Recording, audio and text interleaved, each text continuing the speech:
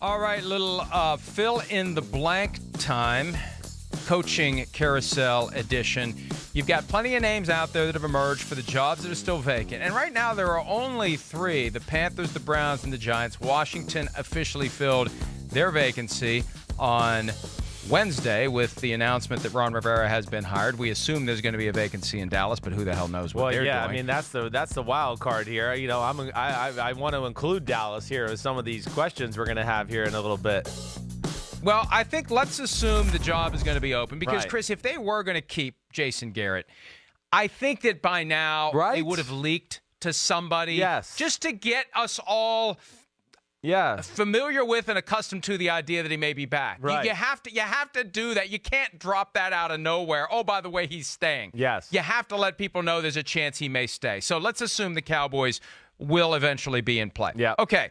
Let's play fill in the blank then as it relates to the coaching carousel. And let's start with Eric Bieniemy, the offensive coordinator of the Kansas City Chiefs, who was overlooked last year, and maybe he shouldn't have been. This year he is a candidate for these jobs. He's definitely in the mix in Carolina. He's one of the three guys they're looking at most carefully. If I was Eric Bieniemy, I would take the blank job. Yes. Well, okay. And we're just saying like he's getting offered by everybody, right? And he's got to make a decision. Let's assume that everybody offers him the job and he's got his choice. Yes. Even though that's probably not going to happen, let's assume he's got his choice of all open jobs. If he had his choice, I would tell Eric Bieniemy to go to the Cleveland Browns. I think that's first off, you're an offensive coach. So what do you want to do when you take over as the head coach / offensive coordinator? It looks kind of good when your offense does well when you're the offensive coordinator / head coach. It's good for just the perceived notion that it was the right hire and getting everybody in the fan base behind you. So I look at the Cleveland Browns as being that team out there right now to go, that has a similar skill set to what he had in Kansas City to where he can make that offense, I think, transition very easily. I mean, you know, the running back position, of course, Kareem Hunt's there already. He's going to know the offense. But to have him and Nick Chubb, along with those receivers and Baker Mayfield and a young tight end, I feel like he could just mold it right into, like, Kansas City 2.0. That would be the one that makes sense to me. Yeah, but my concern with Cleveland is a very simple and fundamental one. I know. I don't think ownership knows what they're doing. Right, and I say that right. with as much respect and deference as I possibly can. Right. But we now have 7 years of evidence that we can look at. Yes. And we've seen the reports. There's so much of a sense that Jimmy Haslam just listens to too many different people and doesn't have his own clear, firm vision and doesn't have the patience. The irony is this guy was a minority owner of the Pittsburgh Steelers, the team that is the gold standard when it comes to patience with a coaching staff, patience with a front office. And it is just a revolving door that constantly spins. I wouldn't want to step into that unless I was damn sure that things have changed. They tried to change it with Hugh Jackson, and they, as a result, kept him much longer than they should have. So I'd have trepidation about the Cleveland Browns. I think if I'm Eric Bieniemy, I'm seriously considering the Carolina Panthers. Now, maybe Cam Newton's my guy, maybe he isn't, but I feel like David Tepper is going to be, as former Steelers minority owners go, far more likely to operate like the Steelers do than the Haslams. So I think if I take that job, I'm going to be there. I'm going to get a fair opportunity to turn things around. And I'm with an organization that is run by one of the owners that gets it. You know, look, they're all making a ton of money, but some of them get it and some of them don't. And I'm willing to put David Tepper for now into the he gets it category, so I'd be more inclined to take that job. Yeah, I hear you. And there's, like we just talked about with Cleveland, there's some offensive firepower there in Carolina that's young and can be molded. And then, you know, of course, it's Cam Newton, so I get it.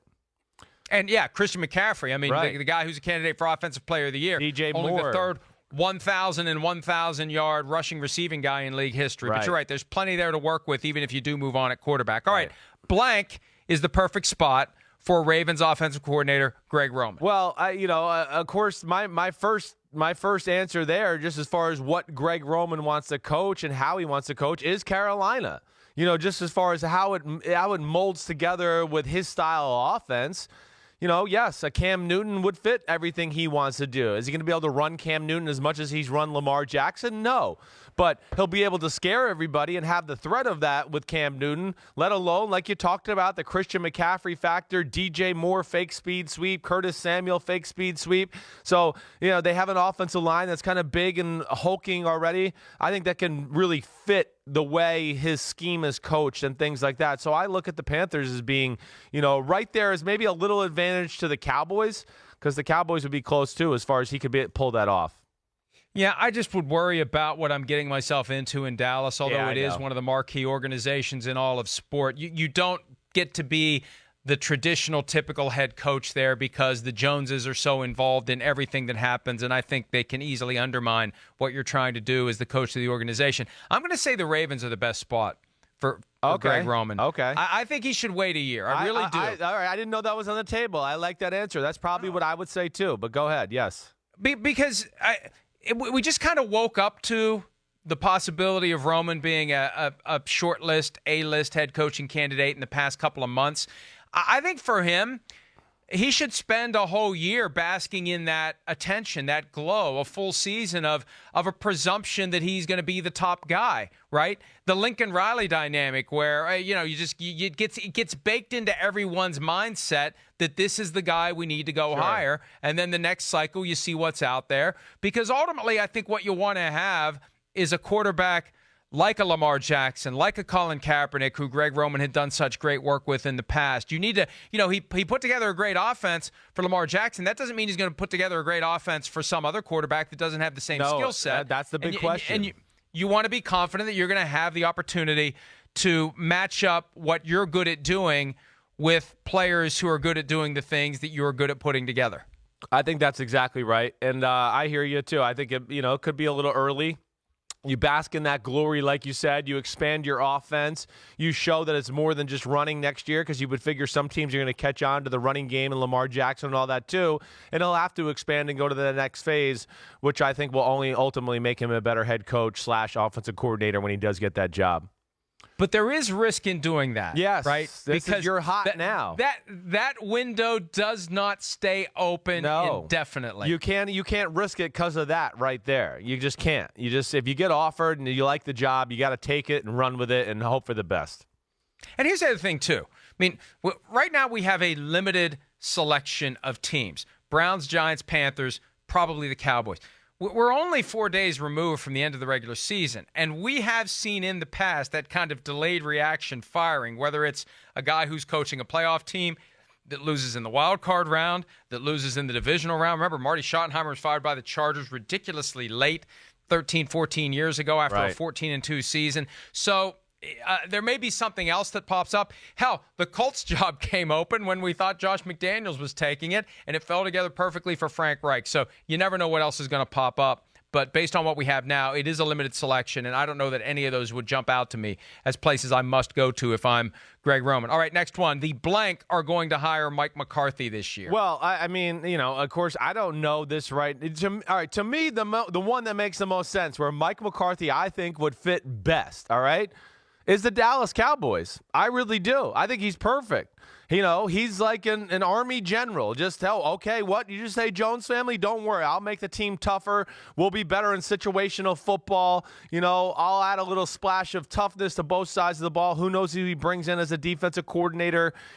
Traditionally, he's kind of believed in pretty creative guys in that side of the ball, with Dom Capers, who was definitely a game plan specific type guy. But I just look at McCarthy as being the right guy in Dallas right now out of the options that are there. And if you're going to make me choose for McCarthy, because Dallas is ready to win right now, and Mike McCarthy can win right now. We know he's capable of bringing the team to the NFC Championship, the Super Bowl. And one thing we do know is he'll coach them tough. There was never that issue in Green Bay. They were always tough and buttoned up and had an approach. My complaint was always just creativity on the offensive side of the ball, and he seems very aware of that just in the interviews I saw when he was doing that media tour.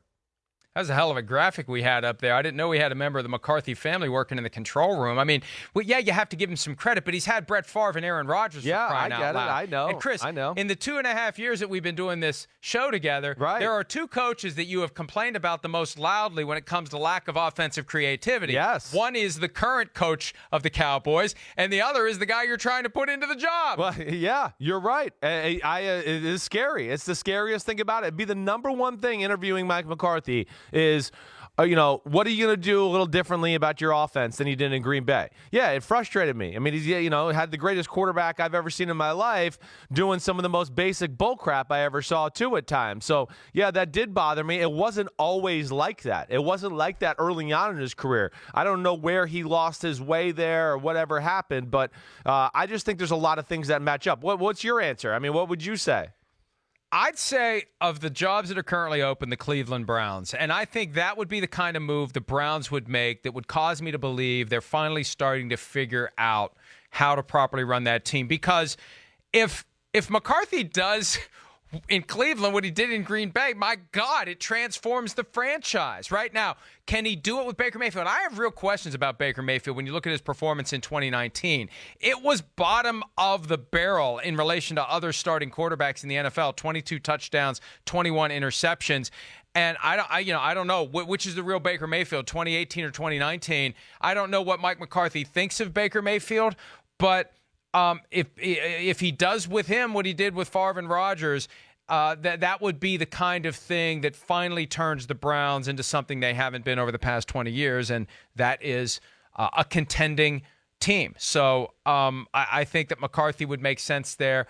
And I think that the way things ended the last couple of years, he was in Green Bay, the fact that the Packers are 13-3 the first year without him, that Bleacher Report article from Tyler Dunn that exposed a lot of dysfunction. I'd want to do my due diligence on all those things before offering Mike McCarthy the job, but I think Cleveland makes sense. Hi, I'm Mike Tirico, and thanks for watching. Make sure to hit subscribe for the latest news and highlights from NBC Sports.